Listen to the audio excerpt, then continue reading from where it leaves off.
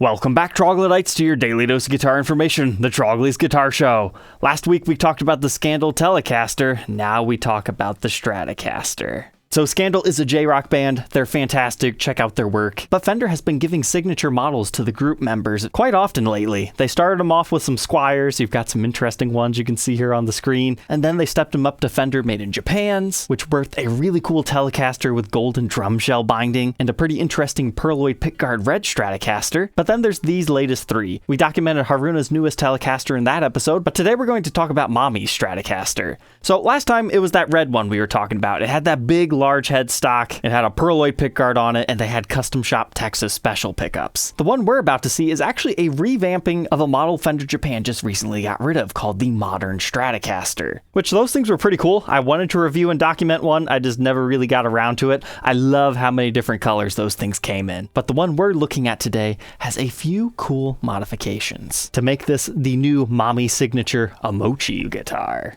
And Omochi, in case you're not familiar, I mean, I wasn't, it's like some sort of a rice treat, so we got kind of like a rice ball color going on with this whole guitar, is the way I interpret it anyways. But look at this thing. It's a Stratocaster with two humbuckers. That kind of makes it interesting. First impressions of this finish, way cooler than I was expecting. It really does have like an eggy yellow hue to it. I love the fact that we've got the bound top too, because that really shows you just how yellow this is. Oh man, that's cool. And the top still has like a little bit of a radius to it, so it's not a complete comfort carve right here, but it's still there. It's not just a complete solid top like sometimes you get when you get a bound Stratocaster. But that is indeed a matching headstock. I wasn't quite sure in the photos, but you can definitely see bare maple as compared to that right here, and that is a gorgeous rosewood fretboard. So what makes this one different from that one? Well, besides the obvious color difference here, it comes down to our knob structure. There's no pickguard on either of these, but this, it's missing a knob. And I know there's a lot of guys out there that like Fender guitars, but they're like, that knob is always in my way when I'm picking, I hate it. So the fact that this signature model alleviates the guitar of that issue for some people is really fascinating. So we're just rocking a master volume, master tone. Next up here, we have a cool custom engraving right here. This is where the Omochi name comes from, apparently. Basically just 4 circles together with a cross running through it that gives you an interesting vibe. And with her last one coming with custom shop pickups, I'm betting she had them custom wind these, and it's not just the cover. However, the spec sheet wasn't exactly clear. And that's all they really changed as far as I can tell. So they didn't really do much for this signature guitar, but at least they did a little bit of something. But when I ordered this, I really thought I was just getting it, you know, for the viewers, and I was gonna fall in love with Haruna's guitar again. But honestly, I'm digging this thing even more than I did Haruna's, even though it had the cool moto binding on it. This is just a sweet color. So what do you get with the guitar? For 187,000 yen? You get a gig bag, but that's pretty common with Fender Japan stuff. And it looks like all of our typical warranty pamphlet stuff, which Fender Japan's no longer doing the giant red picks, but I'm glad they at least still make it in the shape of a pick. That's pretty cool. So no official COA or anything. And a little Fender start manual. But there's a lot of high performance specs on these, like compound radius fretboard and other stuff. So to learn more about this beast, let's go ahead and throw it on the workbench to take a look at its parts and specs.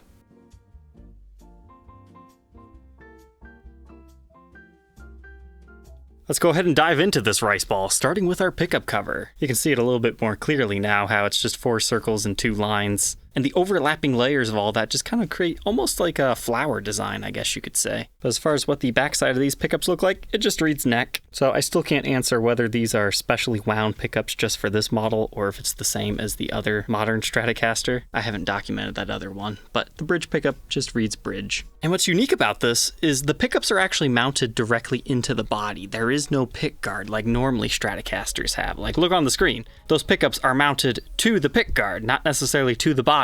There's a lot of guys that swear by drilling the thing directly into the body changes your tone. But here you can see your shielding tab that they've got here, and they've got the shielding paint going on, and then the way you adjust the height of these pickups is by these foam blocks. Then the screws go into the body right there. But as far as the readings go, the bridge is 12.5, the neck is 8.22, and the middle for fun is 5. But now let's take a look at our switch itself. It's got a cool chrome topper to match our knobs over here, but it's just a 3-way switch instead of your typical 5 because, well, we've only got 2 pickups. These are kind of Telecaster style knobs. They've got the knurled side and the flat top, all chrome. And the output jack is located on the front. And this is one of the 2-point synchronized tremolo systems. The only thing that would have made this thing even cooler to me is if we could have had like a stop bar tune-o-matic tailpiece on this, because that'd just be hilarious. But I'm sure most people would prefer some sort of a tremolo. And it's just your regular push-in style bar. You've got a locking screw right here if you want to lock that tight. But I was wrong earlier. I really think this entire top is carved because it just has a gradual carve the whole way. So it's a little bit lower over here, gets a little bit higher, and then really low here where the typical cutaway is. It's just a very mild curve on the top. You can see where right here is where it's falling down on the arm segment, so that's a little bit more extreme than you have over here. But you can still see that area does indeed curve. It is not an optical illusion. And by the way, I had to take that like right here because that's the only place that nothing would affect it. So the phenomenon is a little bit more extreme, like in the bridge pickup area. A lot of made in Japan Stratocasters, when they have a cutaway, it's very sharp. The Daybreak Strats are a good example of that. I mean, check that thing out in this review and demo. I mean, that's a sharp cutaway. So having this just really made this thing so sleek and streamlined. I'm digging that. And again, you get the stark white binding to contrast this whole buttercream finish that they've got going on here.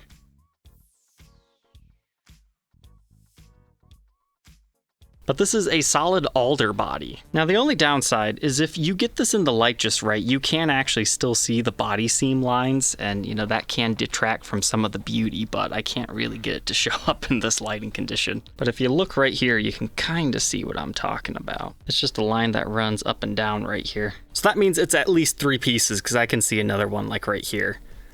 But then we move on to a maple neck with a true rosewood fretboard. Now I was telling you guys earlier how this has a compound fretboard radius. That means in the chording area, it's going to be nice and rounded, but in the soloing area, it's going to feel flat. That's just the way shredders prefer it. So that's really cool specs at this price point. So it's supposed to go from 9.5 here, which is pretty rounded. Then by the 12th, you can see there's quite a considerable gap because it flattens out to a 14-inch radius right here. But you do have 22 medium jumbo style frets. It's still the typical 25.5-inch scale length. And we get a straight up bone nut that measures 1.65 inches. That increases to 2.02 by the 12th. With a first fret neck depth of 0.86, then it stays skinny at 0.89 by the 12th. The other really nice thing about this fretboard is occasionally on made in Japan Fenders, they like really finely sand their rosewood boards, and this is one of those where you don't feel any of the wood grain necessarily, just like the light bumpiness, but everything else is so velvety smooth. It's awesome. This board is great. Here's what that looks like at the 1st and 12th fret. It's a nice rounded neck profile, so it actually goes from a C shape into a D shape. They call it the modern C into a D. So not only do you have to worry about your fretboard radius is changing, the neck profile itself changes. I mean, that's a really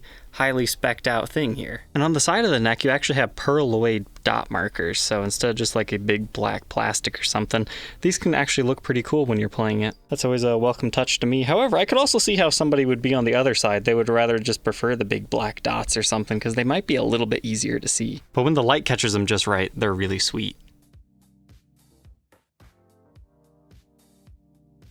But now, unlike Haruna's newest signature, we've got a truss rod in a very accessible spot right here at the top of the headstock. Then I'm kind of surprised we didn't get locking tuners on this model, but it's just the vintage style. They're pretty nice. You got a single string tree, and check this out. You actually have a metallic Fender logo, so it's going to change colors depending on what angle you're viewing it at. You see that a lot on like the Ultra series and I think a few other ones, so it's just a nice touch on top of the matching headstock painted cap. As far as the backside goes, let's check out our trem system. That's how it comes stock from the factory. 3 springs with the screws mounted like that, and it's got a rather thin block. But it's just a pretty regular cover. It's not recessed into it or anything. It just stands proud as usual. But then you almost have like a Firebird-like pick guard for the backplate just upside down. Well, the trem cover's not recessed, but the backplate itself is. That's kind of funny. You've got both going on.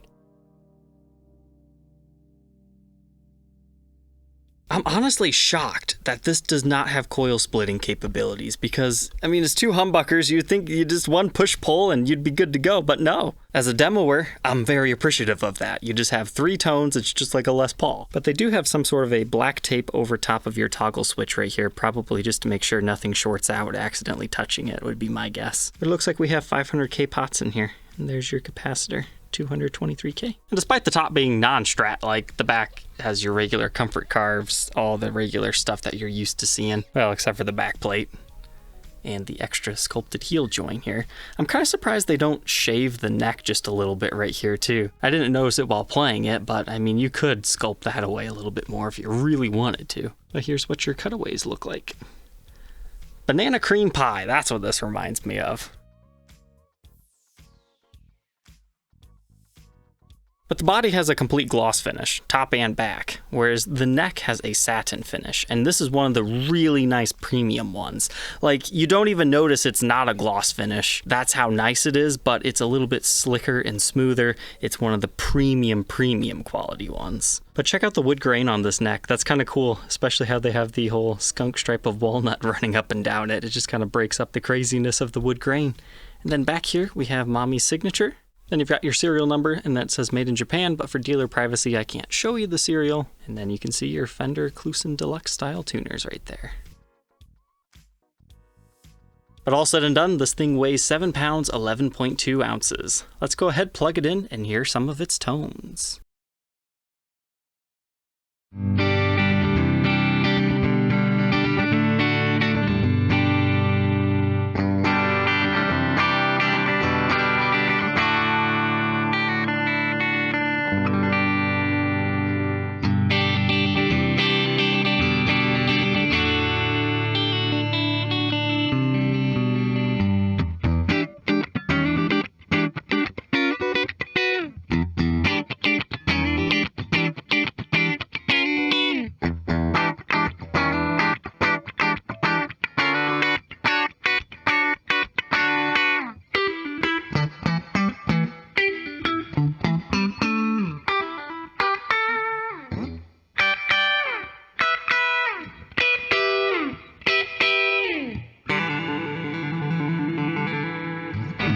All right, so I hope that gives you an idea of the clean tones. Just nice full neck pickup.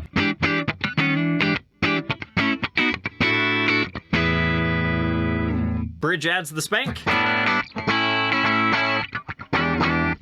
And the middle adds the funk. Now let's get our Scandal distortion on.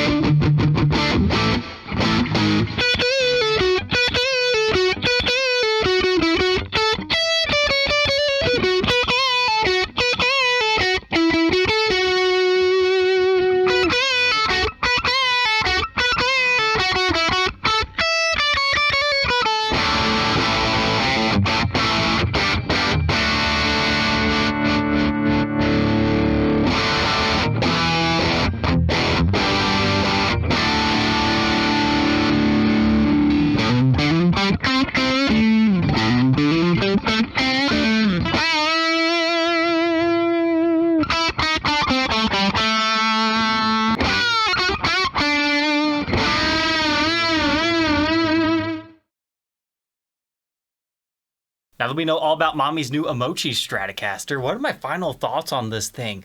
Pleasantly, absolutely pleasantly surprised. I was literally just doing this thing as a fan service, thought I was gonna love that Telecaster, but I was kind of okay on it, but this thing blew me away. I don't know if it just has to do with this weird off-white kind of yellowish color with the white binding, or maybe it has to do with this being a double humbucker Stratocaster, or actually being a slightly carved top. This was just such a joy to play. I would highly suggest one of these things. Did the trem system not want to stay in tune at all? Yeah, but I honestly chalk that one up to user error because I don't know what I'm doing setting these things up, so I was always constantly tweaking it here and there. The nut probably could have been cut a little bit better from the factory because I hear a lot of chinky, chinky, chinky, which means it doesn't quite have the right clearance and it needs lubricated. But at first I wasn't really digging these pickups. I didn't think they sounded that good, but once I really sat down and started to play it a little bit more, try to learn some of their songs, it really started to shine through where I ended up loving these pickups. So if you happen to find one of these or a made in Japan modern Stratocaster, I would highly suggest checking it out. It might not look all that fancy from the photos, my friends, but in person, it is just great. Especially if you want a relatively affordable compound radius Fender guitar. You really do notice that while you play this thing. I mean, the chords are really nice and effortless on this thing, because you feel the roundedness of the board. But when you go up here, that's when you really notice the flatness of the board. So it's great for soloing if you've got the skills to do that. But that's all for tonight's episode, my friends. Don't forget to like, comment, and subscribe, and we will catch you tomorrow on the next one. Take care.